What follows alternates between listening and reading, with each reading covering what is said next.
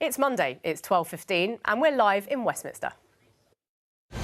President Trump has changed the global conversation over the last few weeks, and it has created an opportunity.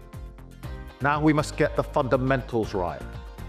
All the language that we're hearing about Ukraine being responsible for the war, it is a complete inversion of the truth. It's Orwellian. European leaders, past and present, show solidarity with President Zelensky on the third anniversary of the re-invasion of Ukraine. This US government doesn't care about Europe. My priority will be to strengthen Europe so that, step by step, we can become more independent from the United States of America. That from the man who, after yesterday's elections, will be the next Chancellor of Germany. If he's right, how many more billions do we need to spend on defence? And could an invitation to stay at Balmoral with the King help Keir Starmer win favour with Donald Trump when he visits the White House this week? Joining us today, the Labour MP Mike Tapp, Conservative MP Sir Bernard Jenkin, the New Statesman's Rachel Cunliffe, and founder of the Conservative Home website and now a member of Reform UK, Tim Montgomery. This is Politics Live.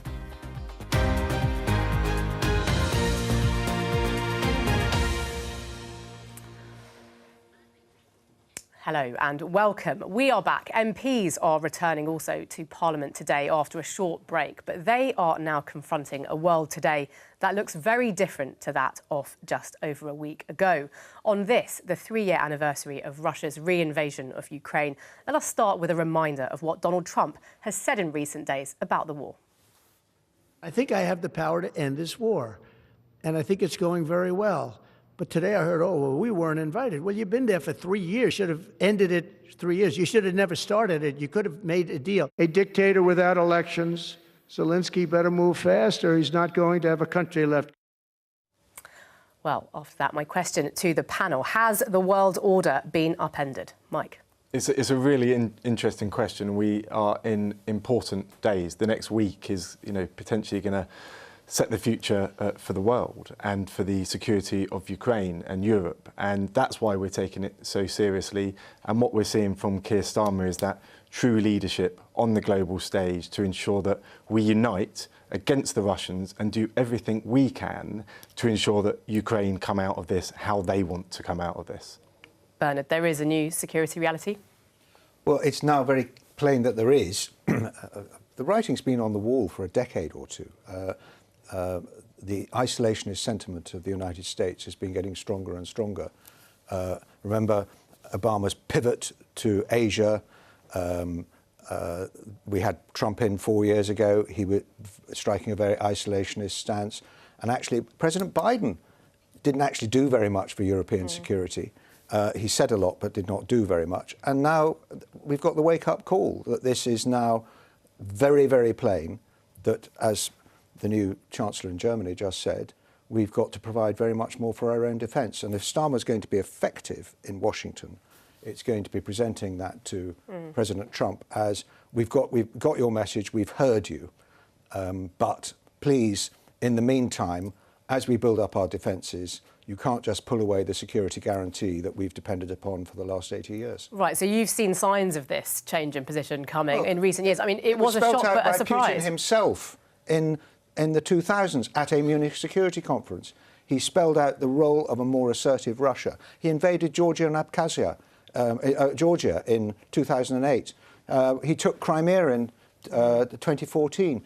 We've had wake-up call after wake-up call, and many of us have been arguing for much higher defence spending for a very long time, and now the chickens have come home to roost. Right, well, we will get into a proper discussion about defence spending. I mean, Rachel, what do you make of this new situation? A shock, but not a surprise? Yeah, I'm not sure it's entirely accurate to say that the Trump White House, to call that isolationist. I think what we've seen in the very short time that Donald Trump has been in office again for his second term, that he's very happy to intervene, whether it's in the Middle East or in holding talks with Russia without Ukraine there. It's intervening with American interests sort of front and centre. And I think any world leader is going to have to look at the current geopolitical situation with a White House that is, one, very unpredictable, and two, seems to see geopolitics as a zero-sum game as a real estate deal. There will be many interventions from the Trump White House. They just may not be the interventions that we've come to expect from America over the last few decades. Tim, you heard in our headlines there Keir Starmer saying just this morning that President Trump had created an opportunity. Would you agree with that? That's one way of putting it. I think the idea that Trump is sort of an isolationist, not interested in the world, is really the opposite of the truth. Again and again, he makes big decisions. He tore up the Iran deal that basically the West had signed up to before him. He stopped the sort of basic appeasement of China. We were enriching China, a country that's probably our major threat. And he was the first president that said enough is enough. And now, for years after American presidents saying Europe must spend more on defence, he really has called time. So Trump takes bold positions on foreign affairs. The position he took last week on Russia, I thought, was indefensible. But he always is not uninterested. He's not uninterested in the world. That's a misreading. He's very interested in the world. He just takes a different view on a lot of issues from conventional politicians. And we have to realise now, particularly in his second term, when he's really prepared for office, first term he wasn't, he's actually going to make good on a lot of things he only talked about in the past. Right. Well, there is a new reality insofar as he has, President Trump, brought Russia back in from the cold. America is, it seems, in retreat from Europe. And in this context, the question of leadership in Europe becomes even more crucial. And after elections in Europe's biggest economy, Germany, yesterday, Conservative Friedrich Merz will try to form a new coalition in the coming weeks after his CDU party won with 29% of the vote. The far-right AfD came second with just over 20% of the vote, but Merz has ruled out working with them. Let's talk now to our Berlin correspondent, Jess Parker. Jess, really good to have you with us. Really interesting picture, I think, in these results. I mean, just tell us about how this new political landscape in Germany looks. Yes, it is a really interesting picture. So Conservative CDU, as you're saying, Layla, have come top. But it actually, when you look at election results that they've had in the past, isn't a particularly good one for them. However, that being said, it looks like, as things stand, they might be able to muster together a two-party coalition with the Social Democratic SPD. But if you look at the breakdown of results, given the slight rise in support from last time for the CDU, and then the AfD, the far-right AfD, nearly doubling their support, there has been a shift to the right in Germany. And this has been a campaign that has been dominated by issues that I think will sound quite familiar sometimes in the UK. The economy, the cost of living, immigration as well. And immigration, of course, a signature issue of the AfD. As you mentioned, the AfD aren't going to be in power. They're blocked from power by the so-called firewall, this policy of non-cooperation with the far right. But they will become more influential because they're potentially going to be, or probably will be, the main opposition party in the German parliament, the Bundestag.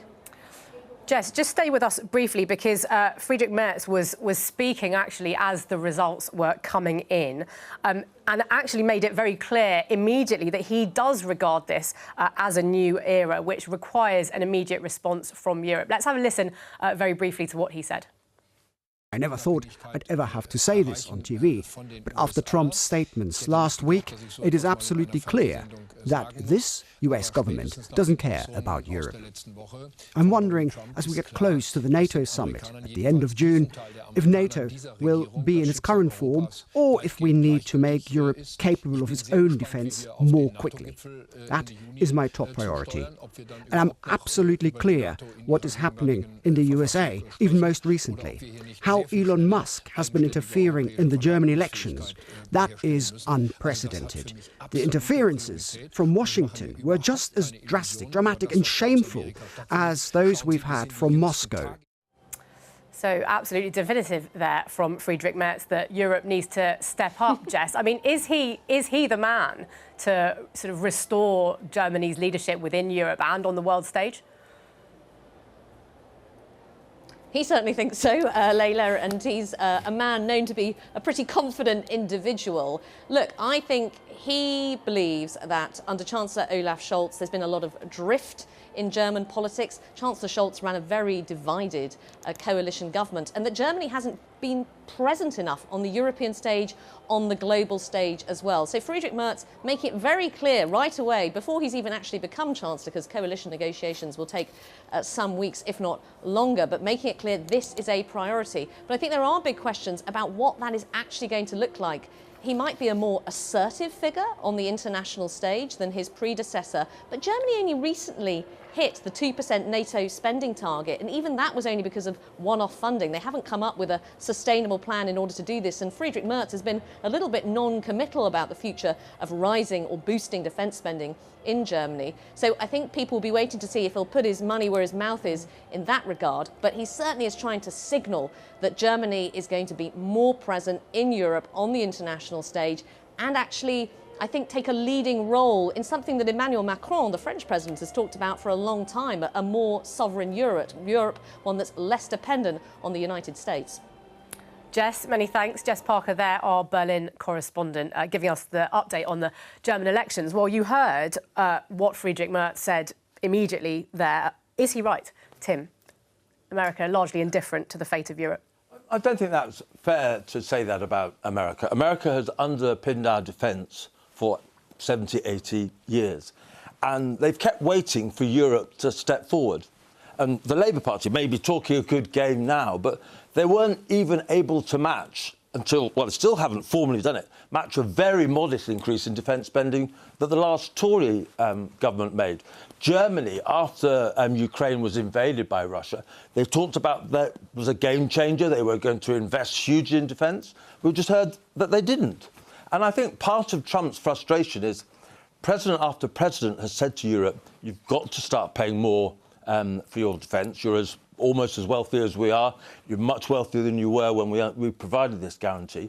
But Europe has kept failing. And I'm not optimistic this is going to change now, because the new government in Germany includes Scholz, the man that Merz blames partly for not delivering. So because of the nature of German democracy, we have two parties that have lost support, basically rejected by the German people, continuing to be in power. And so I'm not optimistic it's going to have the strength to take the big decisions. Right, so there are already concerns, Bernard, about the stability of this coalition. The AfD are certainly hoping that it will collapse before time. I mean, how important is German leadership here in terms of its role in Europe? How important is Germany's role? Well, obviously Germany's role is very important as the largest economy in Europe, as the engine of the economy in the European Union. But actually, it's France and the United Kingdom that are the leading defence powers in Europe, the two nuclear weapons states. We both have our independent nuclear deterrence. And I think it's France and Britain that are going to have to partner up and help lead Germany. The danger is that Germany will, a sense of complacency will arrive again, and Germany will want to reopen its trading relationships to the east, because that's always been its traditional trading area. And the overdependence that developed under Chancellor Merkel on Russian natural gas, I mean, they were completely blinded. They laughed at Trump when he pointed this out to them. Indeed. But what we've got to... Europe doesn't have a choice now, because whatever security guarantee existed, President Trump has blown it up. The credibility of NATO as a deterrent organisation has been very severely compromised, and we have got to rebuild that for ourselves in Europe. I suggest we do it through NATO, because it still engages the United States, and we will still be very dependent upon a lot of United States weaponry, communications infrastructure, and the military headquarters at SHAPE in Belgium, Supreme Allied Powers headquarters in Belgium. All that is very important infrastructure. It would be a great mistake for the European Union to try and go it alone. So Merz shouldn't give up on the US in terms of its support? Of course we shouldn't give up, because actually there is this 80 years of history of the integration of European and American defence is a very, very strong undercurrent in Washington. To some extent, Trump is an aberration. And there are lots and lots of people in Washington, I've been speaking to my Washington contacts over the weekend, who are very, very unhappy about what Trump has done. And People are beginning to speak, Republicans are beginning to speak out against Trump in the Congress, like the chairman of the Armed Services Committee or the chairman of the Foreign Relations Committee in the Senate. These are very influential people, and they will begin to get more confident as the Trump plan goes wrong. And the Trump plan will go wrong because there can be no stable peace in Ukraine without an American guarantee. And that is obviously not going to be forthcoming. So if there is a ceasefire, expect Ukraine to be dominated and overrun by Russian interests and continue to be threatened by Russia. If Trump wants the natural resources out of Ukraine, he'll have to put his own soldiers in to protect them. Rachel. Which I think he has said he has no intention of doing. So it's wanting Exactly. all the mineral wealth and wanting all the advantages of being the country that the world looks to in conflicts like this, without being prepared to put any of the resources there. You know, stop me if you've heard this one before. It's a very real estate developers mindset. But I think the point about European minds being focused by the commentary coming out of the White House is absolutely there. And you've got Germany, you've got France, you've got the UK thinking very seriously about how to respond to that. The fact is, whether Trump is serious about abandoning Europe and turning away from Europe or not is kind of irrelevant. If he is, Europe is going to need its own defence resources as quickly as possible. And if all of this is some kind of gambit to, get Europe to engage, and actually Trump is interested in European security, then the stronger the position of Europe, the stronger the position of European leaders, the more they can say, hey, this is what we're bringing to the table, then the more chance there is of a more constructive relationship going forward. Right, Mike, I just want to bring this back to the result in Germany, because is there anything that we should take from the election result in Germany in terms of the rise of the AfD, populist parties again showing they have a lot of support across Europe? Keir Starmer this weekend warned of the risk of dangerous right-wing politics. Is that the right analysis here? Well, firstly, on Donald Trump, if you don't mind, I think he's right that Europe needs to be less dependent on the United States when it comes to defence, and that's what Keir Starmer is working at now. He was in Europe just a few weeks ago talking about this. On the AfD and the right, it's really important that we don't ignore the elephant in the room there and talk about immigration, and particularly illegal migration. And that's why it's so important that Keir and Yvette are taking it so seriously in government. And not, throwing silly slogans around and plans that won't work, but instead building the Border Security Command, bringing in the security services to secure the border, putting in those bits of legislation, bringing in counter-terror law so that we can pursue the criminal gangs and treat them like terrorists. So I'm really pleased to see us doing the right thing here in the United Kingdom, and it's important we don't ignore that discontent around illegal migration. Right, I just want to divert us very briefly, just because we have a breaking line here. We have been following the case of the former Labour MP, Mike Amesbury. He has been in court just now, handed a 10-week custodial sentence for punching a constituent in the street. He was caught on camera, if you remember, punching a man in Cheshire in October, and he was heard shouting, "You won't ever threaten the MP ever again, will you?" So Mike Amesbury has been in court this morning. He admitted attacking his 45-year-old constituent, Paul Fellows, in court last month. Today has been his sentencing, and he has received a 10-week custodial sentence. Now, this does raise the possibility of there being a recall petition now and the potential of a by-election. That's not quite correct, because it would have to go through the Standards Committee process. Right. It would have to be a complaint to the Commissioner for Standards, and I served on the Standards Committee. Yeah. The Standards Committee would have to receive his report and decide if there had been a gross breach of the code, how long the penalty would be, what would trigger the penalty. Surely if the man has any honour, Bernard, he'll just resign. Is that the case with the custodial? A custodial sentence has to be longer than, if I remember correctly, 3 months for it to trigger a by-election automatically. Right, so it's not automatic. This is legalistic, and it's important legalism, but why doesn't he just quit? Quite right. Do the right thing for once, Yeah. I hope the Labour Party will encourage him to go now as well. Right. So there is a process. There's a process, but certainly the potential of a by-election down the line. Mike, should he quit? This is the beauty of breaking news on a panel. Oh, come on. Well, I mean, it was in the air. What I will say very clearly is that falls well below the standards of the Labour Party and of British values. You know, violence is always unacceptable, and I'm sure the right decision will be made in the next day or so. Why can't you just say he should resign? He's not a Labour MP. He's not a Labour MP. He was I'm not a Labour MP, but people can see that sort of conduct. He's not a Labour MP. Well, should he resign as an MP? He was suspended as a Labour MP after this came to light, but should he resign as an MP? There's no place for violence in politics. So he should resign? I mean, take that. Yes. I mean, You've got her in there. Right, and of course, Reform have got their eyes on his constituency of Runcorn. Yeah, well, it will be a big challenge for the party I now support. You know, Reform are doing very well in the opinion polls, the membership surge. But, you know, the previous iterations of Reform have struggled in by-elections because, you know, there is a real ground war advantage that the mainstream parties have, the years of experience of knowing, you know, the ground in a constituency. So it will be a challenge for Reform. But, yeah, if we are going to be the party of government, we're going to have to win contests. I don't think it will help that the rhetoric from Reform over the last week has been quite confusing. You know, so on one hand, they're talking like Jeremy Corbyn, and then on the other, like the Reform Party. It's all very confusing to the public, I think. I think it's an interesting seat as well because it's one where Reform came second, but by quite a long way.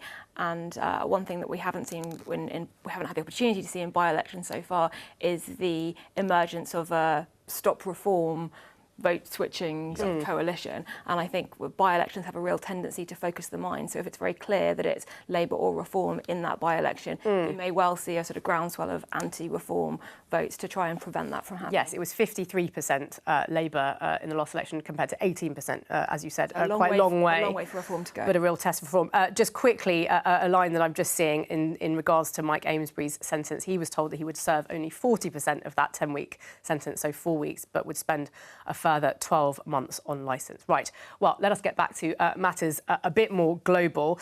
President Macron is in Washington today for talks with Donald Trump. Keir Starmer is going to follow on Thursday for his own meeting with President Trump. Keir Starmer spoke to President Macron last night. They reiterated their desire for Ukraine to be at the centre of negotiations to end the war. Let us just remind ourselves of what President Trump has said when asked last week about Keir Starmer and Europe's approach to the war. We have Macron coming to see you for France and then Starmer for the UK this week to move forward. Yeah, but they didn't do anything either. The war is going on. There's no meetings with Russia, no nothing. Right. You know, they haven't done anything. And Macron's a friend of mine, and I've met with the prime minister, and you know, he's a very nice guy, but nobody's done anything. Right, a very nice guy, but unimpressed with Keir Starmer's response to the Ukraine war so far. Right, I mean, is that enough, Rachel, for Keir Starmer to be a nice guy? I mean, what can he really do to sway Donald Trump in this meeting? Well, firstly, I should say we should start by saying that what Donald Trump said that isn't true. European aid to Ukraine exceeded US aid to Ukraine, and of European countries, I think Britain has been at the forefront of leading that effort. And I know we have to deal with what the president says, but it's also, you know, worth pointing out when what he says is completely factually detached from reality, as were his other comments about Ukraine being the one to start the war. So having flagged that, I'm not sure that that is necessarily the notes that Keir Starmer should lead on when he has his meeting with the US president later this week. Trump thinks in terms of deals and in terms of wanting to look like the winner. He desperately wants a Russia-Ukraine peace deal, not, I think, because he really cares about European security, but because it'll make him look good and possibly even win the Nobel Peace Prize further down the line, which is something that we know that he wants. So I think the Prime Minister's strategy in that meeting should be to stress the ways in which a long-term, secure, sustainable peace deal that doesn't just completely walk all over one of the participants is in Trump's interest too, and to try and see this in the long term rather than just sort of a short term, can we get a deal this week and put Trump's name on it. Right, I mean, it's a high stakes visit, isn't it? I mean, it's fraught with risks. Tim, how should he play it? I think one thing that he should realise is he probably has the country behind him, rarely. Britain hasn't got many things right in recent years, but I think we can be really proud of our support for Ukraine. We were there first under Boris Johnson, and we've stayed the course. And I think I'm right in saying that Britain is the only major Western country where there's been no big political party opposed to the war.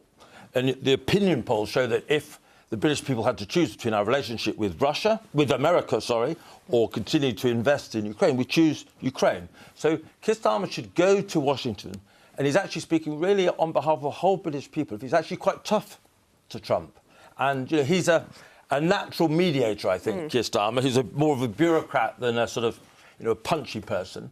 But if you're not punchy on a subject like this, when the stakes are so high, when are you ever going to get punchy? So I wish him the best, and I'm be a bit out of character, Keir, and actually really tell Trump some home truths he needs to hear. Perhaps behind closed doors. That's what Rachel's right, not to sort of make a big confrontation of it, but Trump needs to hear how angry and disappointed Europe is at what he said. Right, I mean, talking about home truths, I mean, you have been clear that President Trump crossed the line when he called President Zelensky a dictator, but you were unhappy about the delay that Nigel Farage had in calling that out. I mean, where are you now? I mean, Nigel Farage did come out and say that he was wrong, that Zelensky wasn't a dictator, but that you shouldn't take President Trump literally at his words. I mean, are you disappointed at his stance now? Well, my criticism of Nigel Farage was very narrow on the timing.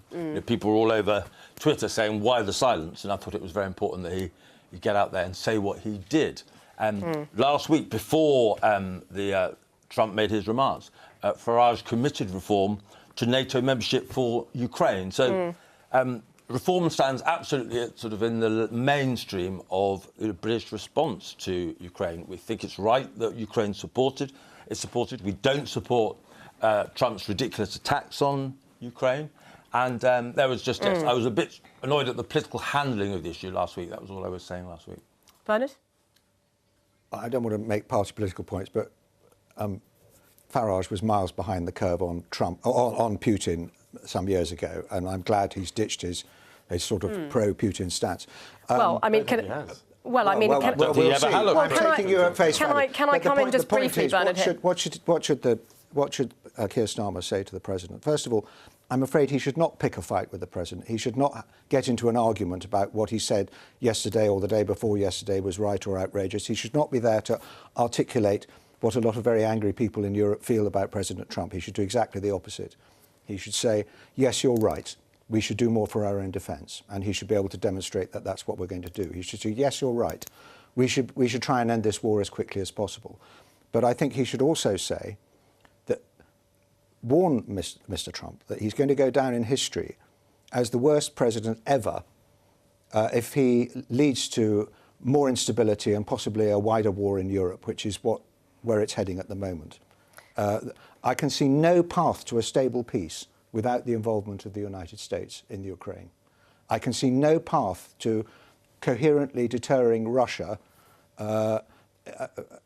except with the most emergency and draconian measures from European powers, if the Americans are not involved, as a moderating influence, but with their huge firepower to... The only thing Russia expects is power. That's the only thing Russia respects. And the other thing I would just say to him is, by the way, it took too long for America to get into the First World War. It took too long for America to get into the Second World War, despite Winston Churchill, who is on your mantelpiece over there, coming over and warning President Roosevelt, this war will come to haunt you. And it did. And this will happen again. And the final thing he should say is everything you are doing is driving Russia into the arms of... If you succeed in intimidating Russia with cutting the oil price and stuff like that, you will drive Russia into the arms of China. Is that what you want? Right, Mike, I mean, can Keir Starmer be honest, that honest? Can he be straight talking in this meeting? He is straight talking. He's also a statesman. Is that the right strategy in terms of getting the outcome that he wants? I think his approach of leading as a statesman, but also as a diplomat, is really important because, look, the defence and security of Europe is important to the whole world, and that includes the United States. And I've no doubt that Donald Trump realises that. And I expect to see Zelensky at the table of talks to bring about a peace deal, but also that underpinning of security from the United States. That's what we need to see, and that's what I hope to see. And you expect to see that? So that's what Keir Starmer will be pushing for. I think Donald Trump says a lot of things. We've seen that over the last, 7-8 years. But actually, he knows what's best for the United States, and the security of Europe is best for the United States. Right, Rachel, is Mike right to be so confident? I'm not sure that Donald Trump does know what's best for the United States, and I'm certainly not sure that his version of what's best for the United States has European security anywhere up at the top. I think it's a very difficult position for all European leaders. Keir Starmer has a bit more of an opportunity because of some of the comments that Trump has made previously about the preferring the UK's performance on things like defence spending. So perhaps some leverage of the special relationship? I don't think the special relationship ever really existed. I certainly don't think it exists now, beyond perhaps the fact that Trump himself has Scottish ancestry and seems to like Scotland and £3 billion and worth the of royal trade, family. military intelligence sharing. We do have a special relationship, and that goes deeper than leaders, and it has done for decades. As Sir Christopher Mayer always said, the former ambassador to Washington, it's only special if the President and the Prime Minister can together make it special. Otherwise, it's just verbiage. The word special relationship come out of American diplomats' mouths and the President's mouth, and as soon as the Prime Minister's gone, they stop saying it. I'm afraid that's been the position for a long time. We need to be very realistic about our relationship with the United States. And I think the thing that Trump respects above anything else is one, money, and two, strength. So if the UK can show that it is increasing its defence spending, that's a point of leverage. I think so. But equally, if the UK can show that it doesn't need America as much perhaps as America thinks it does, because we are building on those defence relationships with Europe, with France and with Germany and with the rest of Europe, and they can show that they are negotiating with the US from a position of strength, that also increases our hand. I think going to Trump and hoping to sort of play on sentimentality and history is not going to go very far. If I was Trump, I wouldn't believe these promises of increased defence spending by Europe, because he's heard them so many times before and they've been marginal. And the fact is that it's very easy for politicians now, at this moment of crisis, to promise this extra spending. But we all know fundamentally that the reality of politics is spending money on nurses is more politically effective. Tim, I want to hold that thought for a moment, because we are going to come on to that probably. I mean, I want to return to something that you said previously about reform being in line with the mainstream in terms of its view towards Ukraine. I want to just play you a clip, which is from this general election campaign, Nigel Farage being asked about his views. Yeah, I think you know the one. Let's have a listen. We've provoked this war. It's, of course, it's his fault.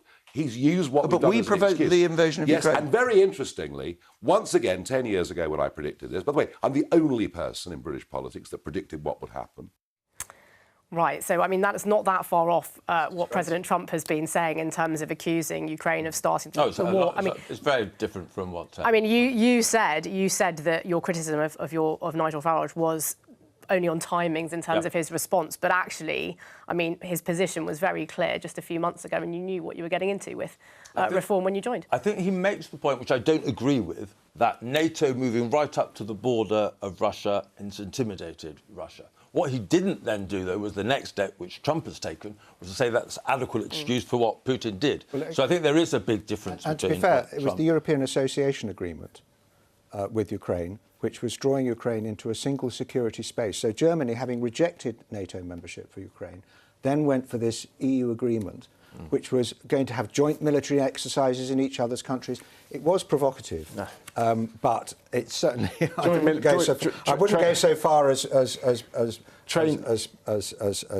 Farage. Training exercises are simply not provocative, and what Nigel Farage said there falls well below the values of any leader. And I'm surprised that the Reform MPs aren't calling for him to go, to be quite honest. That's how disgraceful those comments are. Look, the reality is Europe's in this mess at the moment, this position, because of crazy policies on net zero, because of weak immigration controls and failure to spend on defence. So the mainstream parties could keep attacking reform because you're frightened of reform's growth.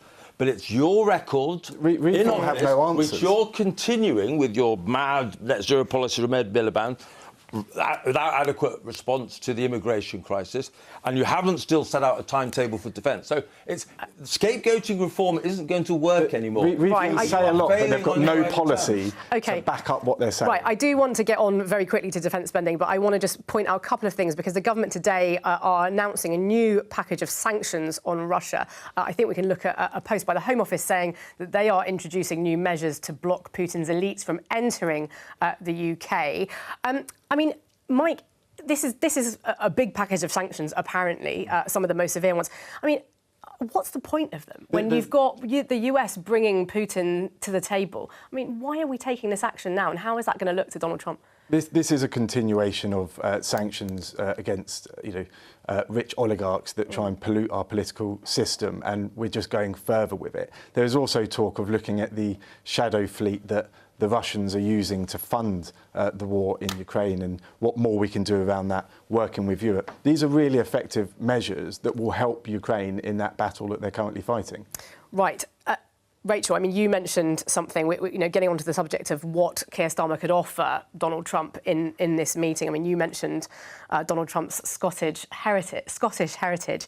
There was a story today in The Sun that has talked about Donald Trump being offered a stay with the King at Balmoral. Royal Mad Donald Trump says the headline to be invited to stay with the King at Balmoral as Keir Starmer attempts to woo the new White House. Is that realistic? I think we should be using every piece of leverage that we possibly have. We have a royal family in this country. We know that Trump is impressed by the pomp and ceremony. We know he claims to have been great friends with the late Queen. And I think what's the point of having a royal family if you don't use it for occasions like this when you want to seize attention? Now, do I think that it will have a tangible effect on the tariffs that Trump decides to put on the UK or the way that he approaches Ukraine and European security? No, probably not. But I think anything that we can do, sort of the British soft power, to make those conversations slightly easier. Yeah, give him a stay at Balmoral Castle. Give him another state visit. Invent a new honour, Order of the Scottish Thistle or something. Something to do with golf. Like that. Something to do with golf. Yeah, anything that we've got. Anything. Right, we're clutching at straws here, Bernard Balmoral. Anything we can do to flatter Donald Trump, we should do. And it's not new. Simple as that. And US it President, sounds like a great idea. US President having some pomp and ceremony in the UK is a very normal thing to do. Right. I mean, we've touched on this before, but I mean, one of the big topics of discussion is going to be defence spending in this conversation between Keir Starmer and Donald Trump. A lot of speculation as to whether Keir Starmer is going to announce on Thursday a timetable to reach the promised 2.5% of GDP on defence. Just want to have a quick listen to Bridget Phillipson, the Education Secretary, who was speaking to Laura Kuenssberg yesterday. She was asked whether 2.5% was enough. 2.5% is ambitious, and the last time that was achieved, of course, was under a Labour government. It is an ambitious commitment, a commitment that we made in our manifesto. We are determined to deliver, and we will set out that pathway towards it. But you will forgive me, I'm not in a position on your programme this morning to give you that information, but others will confirm what that timetable looks like.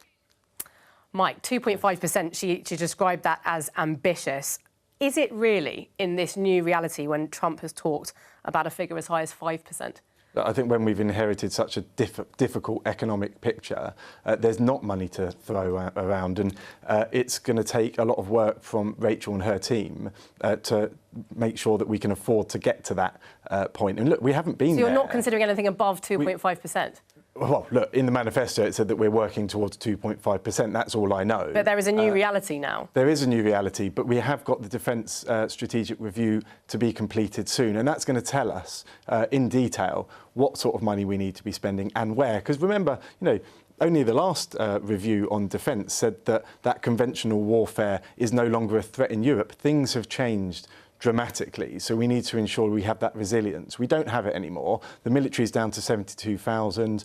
Last time we had it at a reasonable level was under the last Labour government at 100,000 troops. So there's a lot of work to do with the military, not just in the UK, but across the whole of Europe. Right, but you can't yet give a timetable about when you're actually going to reach 2.5%. Well, look, when conditions allow is a meaningless We will statement. find out more, I've no doubt, in the coming weeks from Keir Starmer and the Defence Secretary. Right. I mean, Bernard, the Conservatives had a plan, so they said, to get to 2.5% by 2030. The money was going to come from cutting tens of thousands of civil servants. That was criticised then, including by the Institute of Government, as something that didn't add up. I mean, what is your credible plan that Kemi Badenoch says is actually on the table for Keir Starmer to pick up? This whole debate about what percentage of GDP we should spend on defence is now irrelevant. We are now facing a national emergency. And the benchmark of success of the Defence Review, is it going to get our armed forces into a war-fighting capability within the lifetime of this Parliament? Because that's what you need if you're going to be able to provide any deterrence for attacks on our own country, our own infrastructure, our undersea cables and undersea pipelines and all that sort of thing, and to be able to provide some frontline deterrence on NATO's front line. We should spend whatever it takes. Right. And I don't care where the money comes from, we've got to find it. Well, you should care where the money comes from. We've got to find the money. Because if you were making the decisions, you'd have to find it from somewhere. Where would it come from? We don't have an option. And what's more, I mean, Keir Starmer has inherited this position. Let's blame all our predecessors, let's blame previous governments, but this is now irrelevant. Can I ask Bernard a question? Just one thing. He's going to have to mobilise the whole country, our industry, our people, to be ready to fight a war. Wars happen now between countries. They're not just something the armed forces do on their own. Rachel, do come in here. Well, you said that we have to find the money somehow. So my question would be, if Rachel Reeves announced that because the situation is unprecedented and we face very real security threats, that she would have to, say, increase taxes, would you expect the Conservatives to say, yes, it's a national security threat, and to back that decision and to support her in that? It's a very good question. I wouldn't rule out hypothecated defence taxes, but we have to somehow at the same time make our economy more competitive, and the budget's been a disaster and those measures need to be reversed. I think the bulk of what we need to do has got to come out of public spending. We're a very rich country. We spend more in our public sector than we've ever spent before. Which bit, Bernard? Well, I mean, people have mentioned welfare and overseas aid and the Whitehall fat. We will have to cut more than that. We will have to make sacrifices. And the British people are going to have to understand, if we want the independence and freedom that our country gives us, the protection that our country gives us, and this goes for all the people who are born here, all the people that have come here. And the one other message I would give to Donald Trump, Bernard, very briefly, is do not underestimate this country. This country has often been underestimated before. The resolve of this country to protect itself and its own interests should never be underestimated, and we should be drawing on that strength and sentiment. Tim? Look, we do need to increase defence spending. We aren't spending enough, and we have to have enough defence equipment in this country. We don't have a defence industry, and we need to recognise, the threat of supersonic, hypersonic weapons, for example. But we also, I think Bernard maybe just be panicking a little bit too much. Russia isn't Nazi Germany. Russia is only 14th the size of America. It isn't actually a big economy. They're already quite exhausted by the Ukraine war. They need this war to end. They probably want to probe the Baltic states. They don't really have the capacity to go for a main NATO. That's our security. We have Estonia, Poland, Latvia. That's our security. I agree. Are you saying that that's fine? Is this No, of course I'm not saying that. I'm saying their capacity is limited. Don't always make partisan points. Their capacity That's not partisan. The capacity is limited, Russia has. We have to step up. But we have to recognise that Russia is not actually a very big economy, and we should be able to manage the threat without wrecking our public services. Right, very briefly, because we're almost out of time. Mike, have we overestimated the threat from Russia? Very briefly, in about 10 seconds. Russia has just invaded Ukraine. And I think if we have a united force to repel any future threats, then of course we'd be victorious, particularly with British military involved. Having served, I've seen that we are the best military in the world. But of course we shouldn't underestimate them. OK. We're going to have to leave it there. Many thanks indeed to all of my guests, Mike Tapp, Bernard Jenkin, Rachel Cunliffe, Tim Montgomery. That is all from us today. I will be back tomorrow with more Politics Live at 12:15 here on BBC Two and on iPlayer.